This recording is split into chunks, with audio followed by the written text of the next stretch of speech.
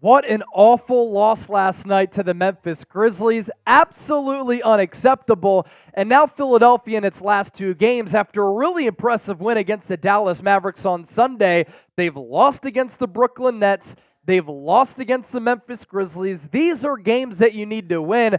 And I know that the Sixers have been shorthanded, but that leads us to this question that is really pertinent on today's show. Is the 76er season over? And with that, I ask you this. Do you still believe in this basketball team? If yes, I want you to hit that thumbs up icon and like the video. If no, I want you to comment why. Trying to gauge where the fan base is at, because me, I'm pissed off.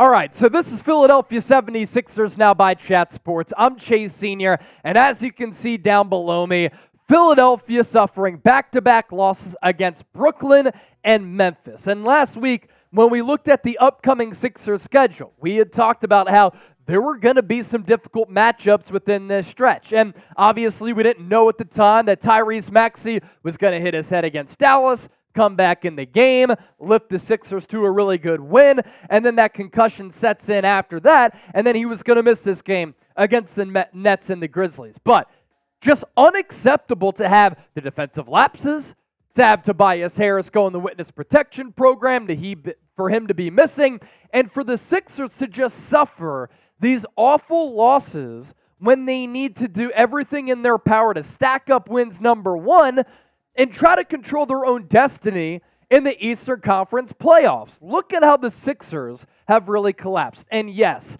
obviously being without Joel Embiid, who is en route to winning NBA MVP for the second consecutive year, has impacted Philadelphia's win-loss record. But on January 22nd, it's really not that long ago, Philadelphia was sitting pretty, 29-13. Since 6-14.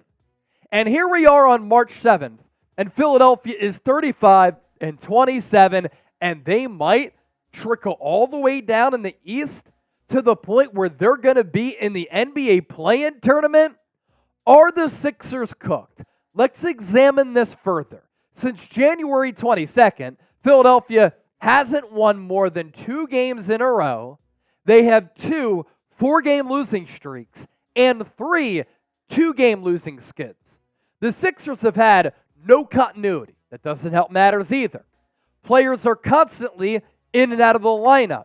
And that lack of consistency as far as player availability has made the job very, very difficult for head coach Nick Nurse. And this has been a season in which Philadelphia has been missing a lot of their key contributors. Robert Covington, he's missed 36 games. Joel Embiid, it feels like it's been longer because the Sixers have played so poorly. He's missed his last 28. D'Anthony Melton, been out of the lineup 26 games. Nic Batum, 23. Kelly Oubre Jr. after the odd car incident, 13. And then Tyrese Maxey has been available a lot. It's been great to see him reach these levels of superstardom, becoming an all-star for the first time. He's missed 7 games.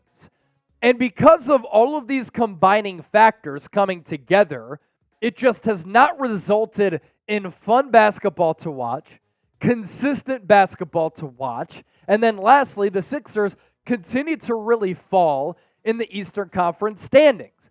Wasn't long ago, they were in that 3 spot behind the Boston Celtics and the Milwaukee Bucks. Now, you take a gander at the East, they're in the 7th spot. Now, the positive note here is as you look at the teams 4 through 8, they're all closely tied. The Orlando Magic have been hot, 37-26.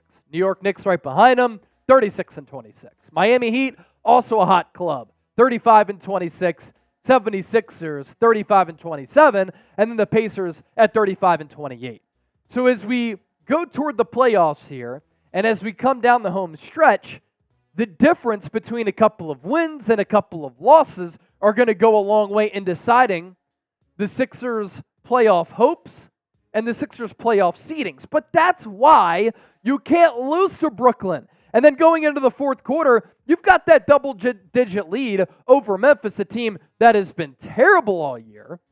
You can't choke and let that game slip away, because one win, one loss can go a long way in determining who's in the 4 seed and who's in the 7 seed, going from who's in the NBA play-in tournament to who has a much easier and a much more cushy first-round matchup in the Eastern Conference playoffs. So what seed do you think the Sixers will finish with in the Eastern Conference here? For me, I have absolutely no clue with where we sit a week into March. Coming up next here on the show, a look at the rest of the season to see where the Sixers might stand, where they could go, or unfortunately, where they could fall. First, I want to tell you about a great deal thanks to our friends at Fanatics. This Sixers hoodie here was $90. It's on sale for just $54. But in order to get in on the swag, you have to use that link down below, chatsports.com/Sixers hoodie. Use that link so that Fanatics knows that 76ers now sent you, but also so that you can save money and then look good in the process. Upcoming Sixers schedule. Coming out of the All-Star break, we warned everybody that the Sixers schedule was going to be very difficult, playing against some upper echelon teams across the entire NBA. And look at the next 8 games here specifically. Pelicans tomorrow, New York Knicks on March 10th. You turn around, you have to take on the New York Knicks again on March 12th. They don't really have a second go-to scorer, but the next team is really good, and they've had the Sixers number this year without Joel Embiid. March 14th against Milwaukee, March 16th against the Hornets. Then you play the Heat, Suns, and Lakers. That is not an easy stretch by any means. And realistically, how many games are the Sixers going to be able to win in that stretch? And then you look further here, you have the Clippers, the Kings, the Clippers again. This all includes a West Coast roadie. March 29th, Cavaliers. They've been hot, just knocked off the Boston Celtics a couple of nights ago. Raptors, Thunder, Heat, Grizzlies. If you're just looking to try to stack wins, there are not a lot of opportunities to be able to stack wins for this basketball team. And again, that goes back to my frustrations here with losing against Brooklyn and losing against Memphis. And that's why it's so ridiculous that Tobias Harris has such a flop of a game against the Grizzlies team that is not good. And why a lot of people are fired up right now in the comments section, on the social media streets, why some fans are booing the Sixers at the Wells Fargo Center. What gives you confidence that Philadelphia is going to be able to win games against quality teams when they can't even beat some of the teams that are in the cellar of the NBA standings here? The Sixers' only chance to make a deep playoff run, to improve their playoff positioning, is that if everyone, including Joel Embiid, gets healthy. Because the best lineups in the entire NBA, this is why the arrow could be pointing up for the Sixers. This is what we saw a little bit earlier this year, is that combination of Tyrese Maxey, DeAnthony Melton, Nicholas Batum, Tobias Harris, and Joel Embiid, points per possession, that was the best team lineup in the entire NBA.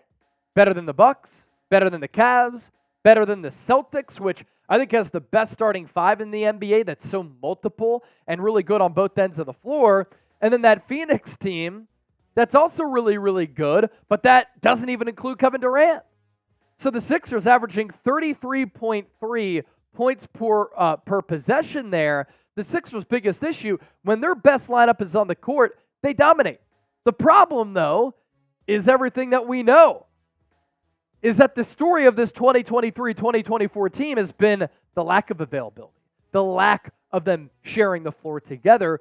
They're just never on the court because of all of these injuries. And the Sixers have been a relatively healthy team in recent memory. This year, you just simply can't say that. It's really pretty simple.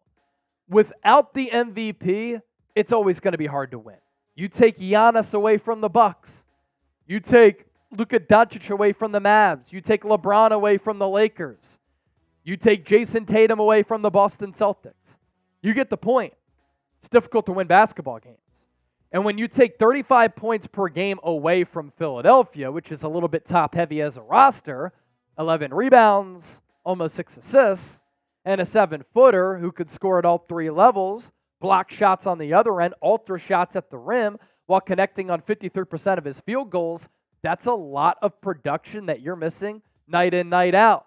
And you're trying to replace that production with players who simply aren't of the caliber of Joel Embiid, and it's having to come from multiple areas, and there are reasons why players on the Sixers team are bench players or low-end starters, because the consistency basis of it, it's difficult to find that type of production when Joel Embiid consistently is giving you 35 points per night. So once again, Sixers playoff hopes, they might rest on Joel Embiid's knees or knee.